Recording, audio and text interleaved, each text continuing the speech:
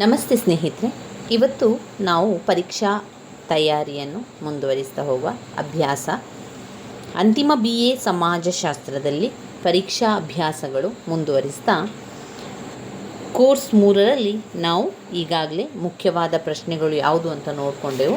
ಅದರ ಜೊತೆಗೆ ಬ್ಲಾಕ್ 1ರಲ್ಲಿ ಬಂದಿರುವಂಥ ಘಟಕ 1ರ ಮುಖ್ಯವಾದ ಪ್ರಶ್ನೆಗಳ ವಿವರಣೆಯನ್ನು ತಿಳ್ಕೊಂಡಿದ್ದೇವೆ. ಇದಾದ ಮೇಲೆ ನಾವು ಗ್ರಾಮ ಸಮುದಾಯದ ಸ್ವರೂಪ, ಗ್ರಾಮ ಸಮುದಾಯದ ವ್ಯಾಖ್ಯೆಗಳನ್ನು ತಿಳ್ಕೊಂಡಿದ್ದೆವು. ಹಾಗೆಯೇ ಪ್ರಾಮುಖ್ಯತೆಯನ್ನು ಕೂಡ ತಿಳ್ಕೊಂಡಿದ್ದೇವೆ.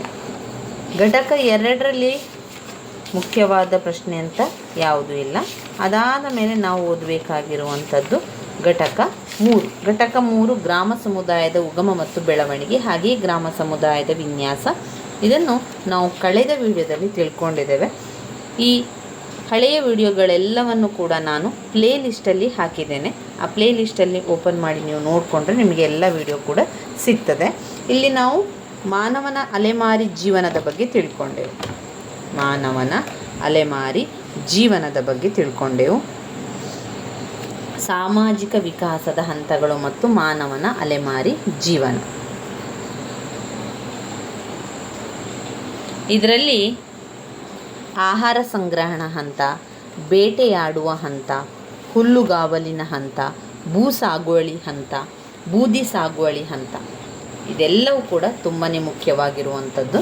ಇದನ್ನು ಸರಿಯಾಗಿ ಓದ್ಕೊಳ್ಳಿ. ಇದಾದ ಮೇಲೆ ನಾವು ಓದಿರುವಂಥದ್ದು ಗ್ರಾಮ ವಿನ್ಯಾಸ. ಗ್ರಾಮ ವಿನ್ಯಾಸದ ವ್ಯಾಖ್ಯೆಗಳು, ಅರ್ಥ, ಅದೇ ರೀತಿ ಗ್ರಾಮ ವಿನ್ಯಾಸದ ಬಗೆಗಳನ್ನು ತಿಳ್ಕೊಂಡಿದ್ದೆವು. ಅನುಕೂಲತೆಗಳು ಮತ್ತು ಅನಾನುಕೂಲತೆಗಳು ಹಲವು ಬಾರಿ ಪ್ರಶ್ನೆ ಪತ್ರಿಕೆಯಲ್ಲಿ ಬಂದಿರುವಂತಹ ಪ್ರಶ್ನೆಯಾಗಿದೆ ಅದು. ಇವತ್ತಿನ ವಿಡಿಯೋದಲ್ಲಿ ನಾವು ಗ್ರಾಮೀಣ ಸಮಾಜದ ಗುಣಲಕ್ಷಣಗಳನ್ನು ತಿಳ್ಕೊಳ್ಳುವ, ಗ್ರಾಮ ಮತ್ತು ನಗರಗಳ ನಡುವಿನ ತುಲನೆಯ ಬಗ್ಗೆ ತಿಳ್ಕೊಳ್ಳುವ, ಹಾಗೆ ಗ್ರಾಮ ನಗರಗಳ ಪರಸ್ಪರ ಅವಲಂಬನೆಯ ಬಗ್ಗೆ ಈ ಒಂದು ವಿಡಿಯೋದಲ್ಲಿ ನಾವು ತಿಳಿತಾ ಹೋಗುವ. ಘಟಕ 4 ಗ್ರಾಮೀಣ ಸಮಾಜದ ಗುಣಲಕ್ಷಣಗಳು. ವೆರಿ ಇಂಪಾರ್ಟೆಂಟ್ ಆಗಿರುವಂತಹ ಪ್ರಶ್ನೆ. ಹಲವು ಬಾರಿ ಪ್ರಶ್ನೆ ಪತ್ರಿಕೆಯಲ್ಲಿ ಬಂದಿರುವಂತಹ ಪ್ರಶ್ನೆ ಗ್ರಾಮೀಣ ಸಮಾಜದ ಗುಣಲಕ್ಷಣಗಳು. 15 ಅಂಕದ ಪ್ರಶ್ನೆ ಬಂದಾಗ ನಾವು 4ರಿಂದ 5 ಪುಟದಷ್ಟು ಉತ್ತರವನ್ನು ಬರೀಬೇಕಾಗ್ತದೆ. ಅದರಲ್ಲಿ ಇರುವಂತಹ ಪಾಯಿಂಟ್ಸ್ಗಳನ್ನು ಮೊದಲಿಗೆ ಅರ್ಥ ಮಾಡಿಕೊಂಡು ಕಲಿಯಿರಿ. ಇಲ್ಲ ಅಂತಾದರೆ ನೀವು ಬಾಯ್ಪಾಠ ಮಾಡುವುದರ ಮೂಲಕ ಆ ಪಾಯಿಂಟ್ಸ್ಗಳನ್ನು ಸರಿಯಾಗಿ ತಿಳ್ಕೊಳ್ಳಿ. ಪಾಯಿಂಟ್ಸ್ಗಳು ನಿಮಗೆ ಸರಿಯಾಗಿ ಬಂದಾಗ ನಿಮಗೆ ವಿವರಣೆಯನ್ನು ಕೂಡ ನಿಮಗೆ ಕೊಡಲಿಕ್ಕೆ ಸಾಧ್ಯ ಆಗ್ತದೆ. ಈ ಒಂದು ವಿಡಿಯೋದಲ್ಲಿ ಮೊದಲಿಗೆ ಗ್ರಾಮೀಣ ಸಮಾಜದ ಗುಣಲಕ್ಷಣವನ್ನು ತಿಳ್ಕೊಂಡು ನಂತರ ಗ್ರಾಮ ಮತ್ತು ನಗರಗಳ ನಡುವಿನ ವ್ಯತ್ಯಾಸದ ಬಗ್ಗೆ ಕೂಡ ತಿಳ್ಕೊಳ್ಳುವ. ಅದು ಕೂಡ ಹಾಗೆ ಹಲವು ಬಾರಿ ಪ್ರಶ್ನೆ ಪತ್ರಿಕೆಯಲ್ಲಿ ಕೇಳಿರುವಂತಹ ಪ್ರಶ್ನೆಯಾಗಿದೆ.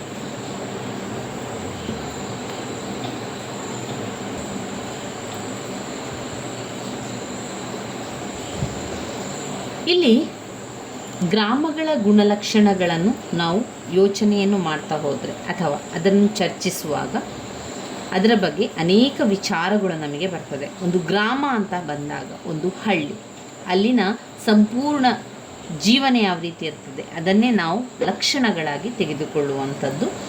ಪ್ರಾಚೀನ ಕಾಲದಲ್ಲಿಯೂ ಕೂಡ ರಾಜ ಮಹಾರಾಜರು ವಾಸವಾಗಿರುವಂತಹ ಸ್ಥಳ, ಪುಣ್ಯಕ್ಷೇತ್ರ, ವ್ಯಾಪಾರ ವ್ಯವಹಾರಗಳು ನಡೆಯುವ ಮಾರುಕಟ್ಟೆಗಳಿರುವ ಸ್ಥಳ, ಗುರುಕುಲಗಳುಳ್ಳ ಪ್ರದೇಶಗಳನ್ನು ನಗರ ಎಂದಲೂ, ಇನ್ನು ಕೆಲವೊಂದು ಪ್ರದೇಶಗಳು ಅಲ್ಲಿ ಯಾವುದೇ ರೀತಿಯ ವ್ಯವಸ್ಥೆಗಳಿಲ್ಲದಂತಹ ಚಿಕ್ಕದಾದ ಪ್ರದೇಶವನ್ನು ಗ್ರಾಮ ಸಮುದಾಯ ಎಂದಲೂ ಕರೆಯುತ್ತಾ ಇದ್ದರು. ಇಲ್ಲಿ ಗ್ರಾಮ ಮತ್ತು ನಗರ ಅಂತ ಬಂದಾಗ ಎರಡೂ ಕೂಡ ಬೇರೆ ಬೇರೆ ಗುಣಲಕ್ಷಣಗಳನ್ನು ಹೊಂದಿರುವಂಥದ್ದು. ಅವುಗಳ ವ್ಯತ್ಯಾಸಗಳನ್ನು ನಾವು ಕೂಡ ತಿಳ್ಕೊಳ್ಬೇಕು. ಮೊದಲಿಗೆ ಗ್ರಾಮೀಣ ಸಮಾಜದ ಗುಣಲಕ್ಷಣಗಳು. ಗ್ರಾಮೀಣ ಸಮಾಜದ ಗುಣಲಕ್ಷಣಗಳಲ್ಲಿ ಮೊದಲನೆಯ ಪಾಯಿಂಟ್ ಪ್ರದೇಶ. ಒಂದು ಗ್ರಾಮ ಅಂತ ಬಂದಾಗ ನಾವು ಮೊದಲಿಗೆ ಕಾಣುವಂಥದ್ದು ಪ್ರದೇಶ. ಆ ಒಂದು ಪ್ರದೇಶ, ಅಲ್ಲಿ ಸುತ್ತಮುತ್ತಲೂ ಇರುವಂತಹ ಜನರ ಗುಂಪು, ಜನರ ಸಮೂಹವನ್ನು, ಗ್ರಾಮಗಳಲ್ಲಿ ವಾಸ ಮಾಡುವ ಜನರ ಸಮೂಹಗಳನ್ನು ಗ್ರಾಮ ಸಮುದಾಯ ಅಂತ ಕರೀತೇವೆ. ಈ ಗ್ರಾಮೀಣ ಸಮಾಜದ ಗುಣಲಕ್ಷಣದಲ್ಲಿ ಮೊದಲನೆಯದಾಗಿ ಪ್ರದೇಶ. ಆದರ್ಶ ಪ್ರರೂಪ ಗ್ರಾಮಗಳು ತಮ್ಮದೇ ಆದ ಹೊರ ಜಗತ್ತಿನೊಂದಿಗೆ ಸಂಬಂಧವಿಲ್ಲದ ಏಕಾಂತವಾದ ಪ್ರತ್ಯೇಕ ನೆಲೆಯನ್ನು ಹೊಂದಿರುತ್ತದೆ.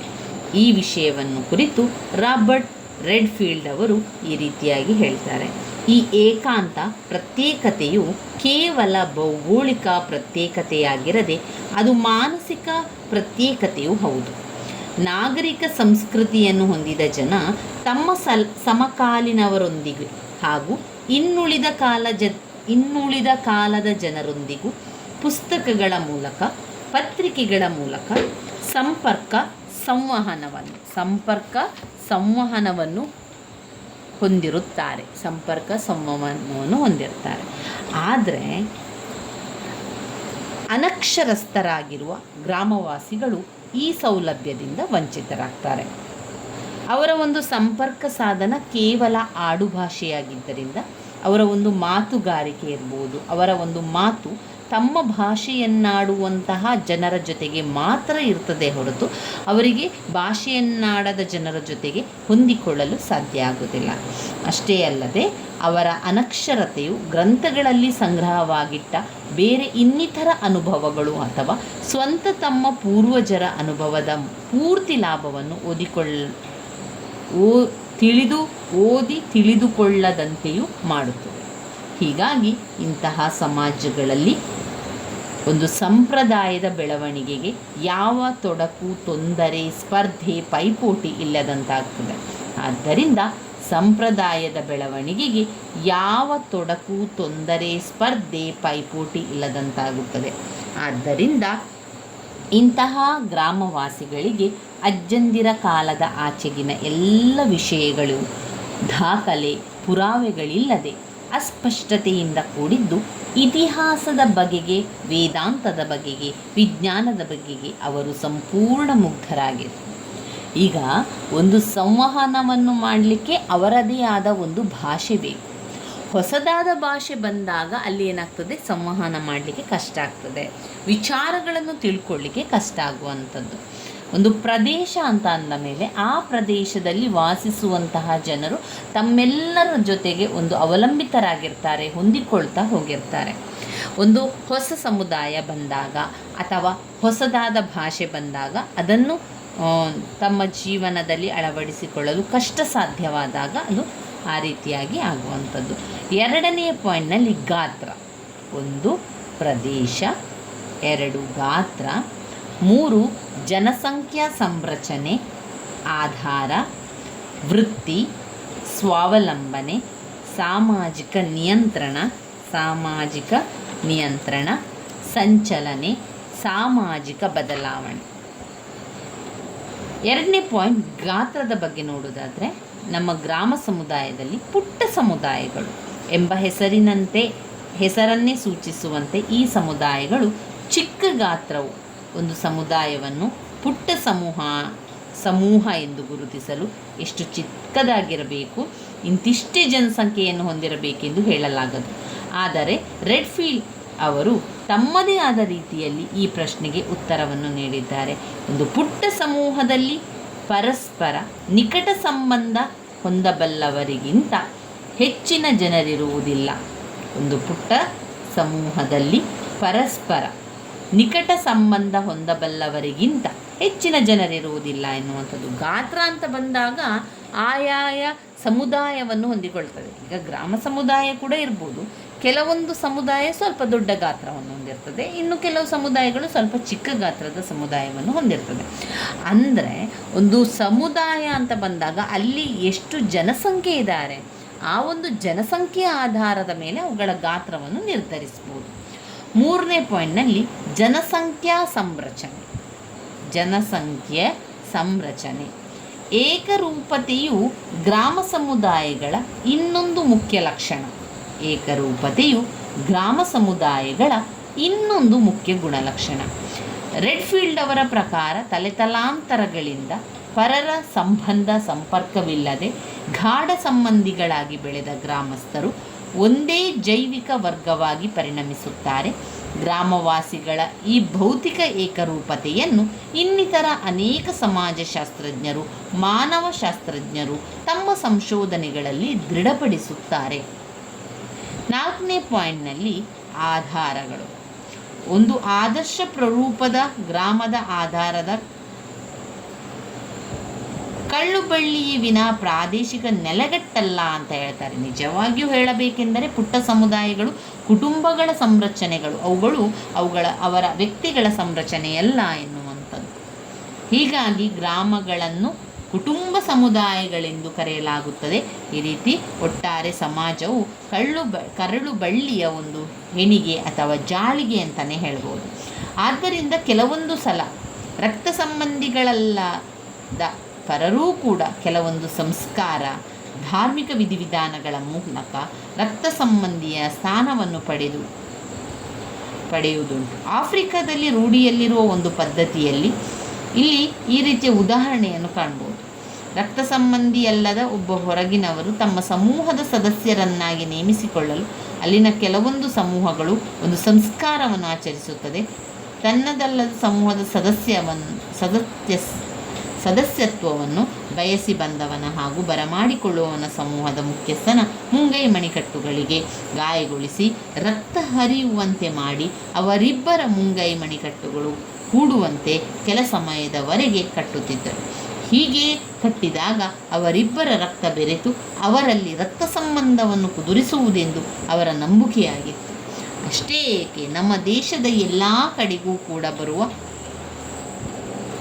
ದತ್ತು ಪದ್ಧತಿಯು ರಕ್ತ ಸಂಬಂಧವಿಲ್ಲದವರನ್ನು ಕೂಡ ಅದು ರಕ್ತ ಸಂಬಂಧಿಗಳನ್ನಾಗಿ ಪರಿವರ್ತಿಸುವ ಒಂದು ಪದ್ಧತಿಯಾಗಿದೆ. ಹಾಗಾಗಿ ನಮ್ಮ ಗ್ರಾಮಗಳಲ್ಲಿ ಕರಳು ಬಳ್ಳಿ ಸಂಬಂಧಿಕರನ್ನು ಸಂಬೋಧಿಸುವ ಪದಗಳಾದ ಅಣ್ಣ, ತಮ್ಮ, ಅಕ್ಕ, ತಂಗಿ, ಅತ್ತೆ, ಮಾವ, ಚಿಕ್ಕಪ್ಪ, ದೊಡ್ಡಪ್ಪ, ಅಜ್ಜ, ಅಜ್ಜಿ ಮುಂತಾದ ಸಂಬಂಧಿಕರಲ್ಲದವರನ್ನು ಸಂಬೋಧಿಸಲು ಪ್ರಯೋಗಿಸುವುದು ಸರ್ವೇ ಸಾಮಾನ್ಯ. ಇನ್ನು 5ನೇ ಪಾಯಿಂಟ್ನಲ್ಲಿ ನಾವು ನೋಡಿದರೆ ವೃತ್ತಿ. ವ್ಯವಸಾಯ ಮತ್ತು ಪಶುಸಂಗೋಪನೆಗಳು ಬಹುಮಟ್ಟಿನ ಪುಟ್ಟ ಸಮುದಾಯ ನಿವಾಸಿಗಳ ಪ್ರಮುಖ ವೃತ್ತಿಗಳಾಗಿವೆ. ಮೀನು ಸಾಕಾಣಿಕೆ ಹಾಗೂ ಕಾಡುಗಳಲ್ಲಿ ದೊರೆಯುವ ಹಣ್ಣು ಹಂಪಲು, ಎಲೆ ತೊಗಟೆ, ಜೇನು, ಗಿಡಮೂಲಿಕೆ, ಅಂಟು ಇತ್ಯಾದಿಗಳನ್ನು ಸಂಗ್ರಹಿಸಿ ಅವುಗಳನ್ನು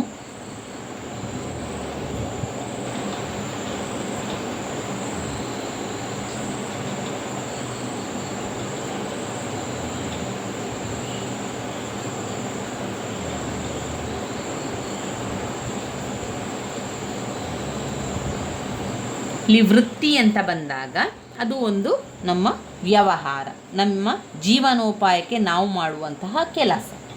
ವ್ಯವಸಾಯ ಮತ್ತು ಪಶುಸಂಗೋಪನೆಗಳು ಬಹುಮಟ್ಟಿನ ಪುಟ್ಟ ಸಮುದಾಯ ನಿರ್ವಹಣೆಗಳ ಒಂದು ಪ್ರಮುಖ ವ್ಯಕ್ತಿಗಳಾಗಿದ್ದಾರೆ. ಮೀನು ಸಾಕಾಣಿಕೆ ಆಗಿರ್ಬೋದು, ಕಾಡುಗಳಲ್ಲಿ ದೊರೆಯುವ ಹಣ್ಣು ಹಂಪಲುಗಳು, ಎಲೆ ತೊಗಟೆ, ಜೇನು, ಗಿಡಮೂಲಿಕೆ, ಅಂಟು ಇತ್ಯಾದಿಗಳನ್ನು ಸಂಗ್ರಹಿಸಿ ಅವುಗಳನ್ನು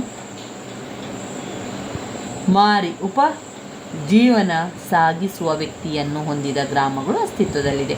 ಹೀಗಾಗಿ ನಾವು ಗ್ರಾಮವಾಸಿಗಳ ಜೀವನದ ಮೂಲಾಧಾರ ಸಸ್ಯ ವನಸ್ಪತಿಗಳು, ಪ್ರಾಣಿ ಪಕ್ಷಿಗಳು ಕೂಡ ಹೇಳಬಹುದು. ಇನ್ನು 6ನೇ ಪಾಯಿಂಟ್ನಲ್ಲಿ ಸ್ವಾವಲಂಬನೆ.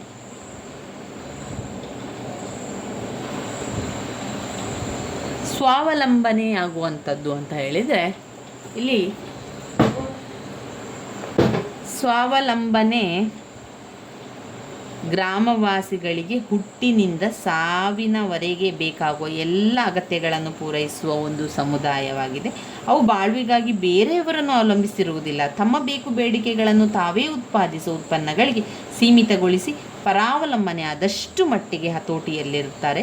ಕೆಲವೊಮ್ಮೆ ಅಂತಹ ಅವಲಂಬನೆ ಅನಿವಾರ್ಯವಾದಾಗ ಆ ಒಂದು ಅವಲಂಬನೆ ಬೇಕಾಗ್ತದೆ. ಗ್ರಾಮಗಳಿಗೆ ಬೆಳೆಯುವುದನ್ನು ತಿನ್ನುವ ಸಮುದಾಯಗಳೆಂದು ಕರೆಯಲಾಗ್ತದೆ. ಗ್ರಾಮಗಳಿಗೆ ಬೆಳೆಯುವುದನ್ನು ತಿನ್ನುವ ಸಮುದಾಯಗಳೆಂದು ಕರೆಯಲಾಗುತ್ತದೆ. ಇನ್ನು 7ನೇ ಪಾಯಿಂಟ್ನಲ್ಲಿ ಸಾಮಾಜಿಕ ನಿಯಂತ್ರಣ. ವೃದ್ಧರಾಡಳಿತವು ಗ್ರಾಮಗಳ ಸಾಮಾಜಿಕ ನಿಯಂತ್ರಣ ವ್ಯವಸ್ಥೆಯ ಒಂದು ಪ್ರಮುಖ ಲಕ್ಷಣ. ಸಾಮಾಜಿಕ ನಿಯಂತ್ರಣವನ್ನು ಮಾಡುವುದು, ಅದರಲ್ಲಿ ಅನಕ್ಷರತೆ, ಬಾಯಿ ಮಾತಿನ ಸಂಪ್ರದಾಯ ಹಾಗೂ ವೃದ್ಧರಾಡಳಿತ ಈ 3 ಸದಾ ಸಂಗತಿಗಳಾಗಿರುವಂಥದ್ದು. ಅನಕ್ಷರಸ್ಥರಿಂದ ತುಂಬಿದ ಸಮಾಜದಲ್ಲಿ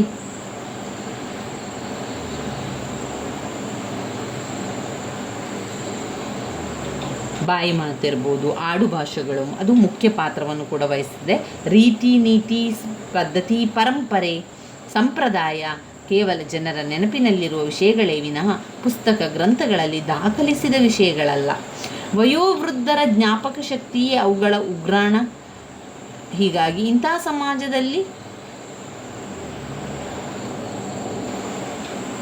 ಸಾಂಪ್ರದಾಯಿಕ ಹಾಗೂ ವೃದ್ಧಾಡಳಿತ ಬರುವಂಥ ಸಂಗತಿಗಳಾಗಿರುತ್ತದೆ. ಅನಕ್ಷರಸ್ಥರಿಂದ ತುಂಬಿದ ಸಮಾಜದಲ್ಲಿ ಬಾಯಿ ಮಾತು, ಆಡು ಸಂಪ್ರದಾಯಗಳು ಮುಖ್ಯ ಪಾತ್ರವನ್ನು ಕೂಡ ವಹಿಸ್ತದೆ.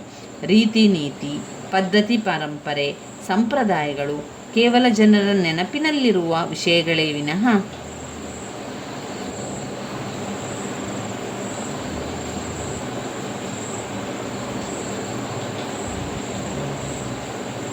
ಸಾಮಾಜಿಕ ನಿಯಂತ್ರಣ. ಅದು ಅನಕ್ಷರತೆ, ಬಾಯಿ ಮಾತಿಗೆ ಹೇಳುವಂಥದ್ದು, ಸಂಪ್ರದಾಯ ರೂಢಿ ಎಲ್ಲ ಕೂಡ ಅಲ್ಲಿ ಅದೇ ರೀತಿಯಲ್ಲಿ ಆಗುವಂಥದ್ದು ಸಾಮಾಜಿಕ ನಿಯಂತ್ರಣ. ಇನ್ನು 8ನೇ ಪಾಯಿಂಟ್ ಸಂಚಲನೆ. 9 ಸಾಮಾಜಿಕ ಬದಲಾವಣೆ. ಸಂಚಲನೆ ಅಂತ ಬಂದಾಗ ಅದು ಒಂದು ಕಡೆಯಿಂದ ಇನ್ನೊಂದು ಕಡೆಗೆ ಸಂಚಲನೆ ಆಗುವಂಥದ್ದು. ಅಂದರೆ ಒಂದು ಕಡೆಯಿಂದ ಇನ್ನೊಂದು ಕಡೆಗೆ ಹೋಗಿ ಸಂಚರಿಸುವಂಥದ್ದು. ಅದರಿಂದ ಅದೇನು ಮಾಡ್ತದೆ, ಆದರ್ಶ ಪ್ರರೂಪ ಗ್ರಾಮಗಳಲ್ಲಿ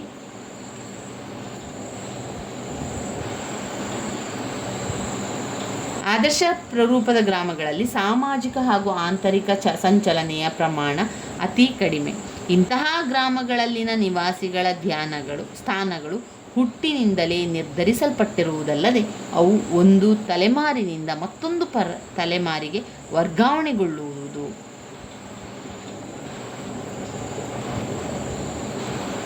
ಇನ್ನು ಸಾಮಾಜಿಕ ಬದಲಾವಣೆ ಅಂತ ಬಂದಾಗ ಅದು ಗುಣಲಕ್ಷಣಗಳಿಂದ ಆದರ್ಶ ಪ್ರರೂಪ ಗ್ರಾಮಗಳಲ್ಲಿ ಆರ್ಥಿಕ, ರಾಜಕೀಯ, ಸಾಮಾಜಿಕ, ಸಾಂಸ್ಕೃತಿಕ ಬದಲಾವಣೆಗೆ ಆಸ್ಪದವಿಲ್ಲ. ಸಮಾಜದ ಬದಲಾವಣೆಯನ್ನು ತಂದೊಡ್ಡುವ ಬಾಹ್ಯ ಹಾಗೂ ಆಂತರಿಕ ಬದಲಾವಣೆ ಕಾರಣಾಂಶಗಳಿಗೆ ದೂರವಿದ್ದ ಈ ಸಮುದಾಯದ ಬದಲಾವಣಾ ನಿರೋಧಕ ಸಮುದಾಯಗಳೆನ್ನಬಹುದು. ಈ ವಿಷಯವನ್ನು ಕುರಿತು ರೆಡ್ ಫೀಲ್ಡ್ ಅವರು ಮಂಡಿಸಿದಂತಹ ವಿಚಾರಗಳು ಇಂತಹ ಪುಟ್ಟ ಸಮುದಾಯಗಳಲ್ಲಿ ವಾಸಿಸುವ ಜನರ ಜೈವಿಕ ರಚನೆಯು ಬಾಲ್ಯಾವಸ್ಥೆಯಲ್ಲಿ ಪ್ರಚಲಿತದಲ್ಲಿರುವ ರೂಢಿ ಪದ್ಧತಿಗಳಿಗೆ ಮಾನಸಿಕವಾಗಿ ಹಾಗೂ ದೈಹಿಕವಾಗಿ ಸಂಪೂರ್ಣ ತಾಳ ಮೇಳವಾದ್ದರಿಂದ ಬದಲಾವಣೆಯನ್ನು ಕುರಿತು ವಿಚಾರಿಸುವುದು ಅವರಿಗೆ ಮಾನಸಿಕ ದೈಹಿಕ ವೇದನೆಯನ್ನುಂಟು ಮಾಡುತ್ತದೆ. ಇವಿಷ್ಟು ವಿಚಾರಗಳು ನಾವು ಯಾವುದಕ್ಕೆ ಬರಿಬೇಕಾಗ್ತದೆ, ಗ್ರಾಮೀಣ ಸಮಾಜದ ಗುಣಲಕ್ಷಣಗಳಿಗೆ ಬರಿಬೇಕಾಗ್ತದೆ. ಗ್ರಾಮೀಣ ಸಮಾಜದ ಗುಣಲಕ್ಷಣಗಳು.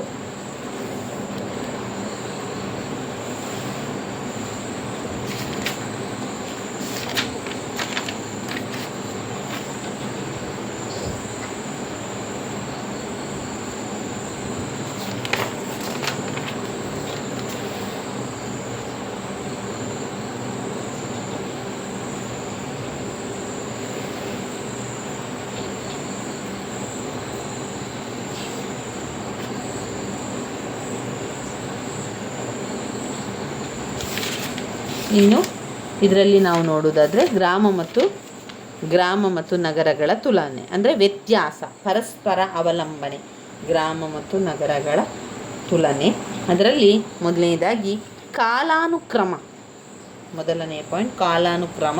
2 ಉಗಮದ ಸ್ವರೂಪ, 3 ಗಾತ್ರ, 4 ಬೆಳವಣಿಗೆ, 5 ವೃತ್ತಿ, 6 ನಿಸರ್ಗದ ಪಾತ್ರ, 7 ಪರಿಣತತೆ.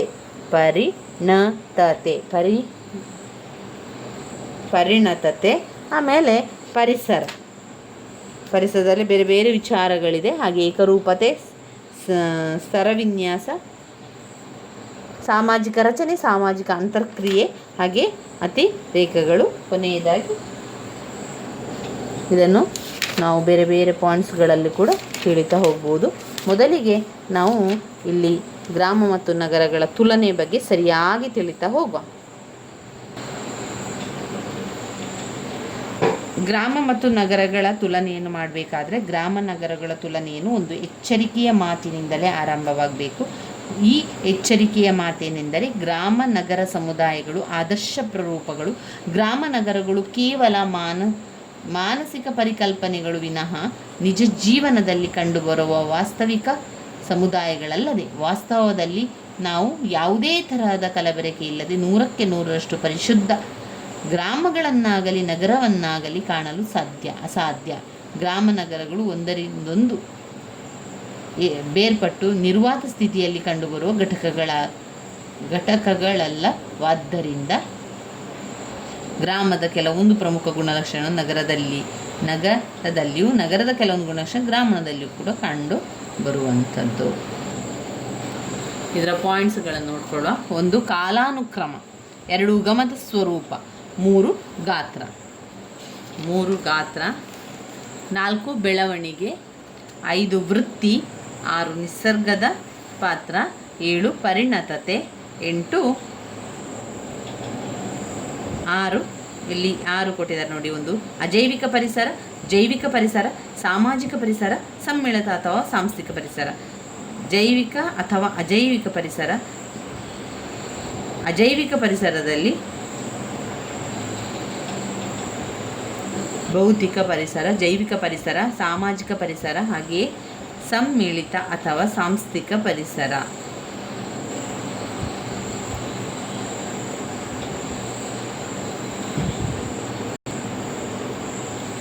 ಇವತ್ತಿಗೆ ನಾವು ಗ್ರಾಮ ಸಮುದಾಯದ ಲಕ್ಷಣವನ್ನು ತಿಳ್ಕೊಂಡೆವು. ಮುಂದಿನ ವಿಡಿಯೋದಲ್ಲಿ ಗ್ರಾಮ ಮತ್ತು ನಗರಗಳ ನಡುವಿನ ವ್ಯತ್ಯಾಸ ಅಥವಾ ಗ್ರಾಮ ಮತ್ತು ನಗರಗಳ ನಡುವಿನ ಪರಸ್ಪರ ಅವಲಂಬನೆಯ ಬಗ್ಗೆ ನಾವು ಮುಂದಿನ ವಿಡಿಯೋದಲ್ಲಿ ತಿಳ್ಕೊಳ್ಳೋ ಸ್ನೇಹಿತರೆ. ನನ್ನ ವಿಡಿಯೋಸ್ ಎಲ್ಲ ನಿಮಗೆ ಇಷ್ಟ ಆಗಿದ್ದರೆ ಲೈಕ್ ಕೊಡಿ, ಶೇರ್ ಮಾಡಿ, ಸಬ್ಸ್ಕ್ರೈಬ್ ಮಾಡಲಿಕ್ಕೆ ಮರಿಬೇಡಿ. ಧನ್ಯವಾದಗಳು.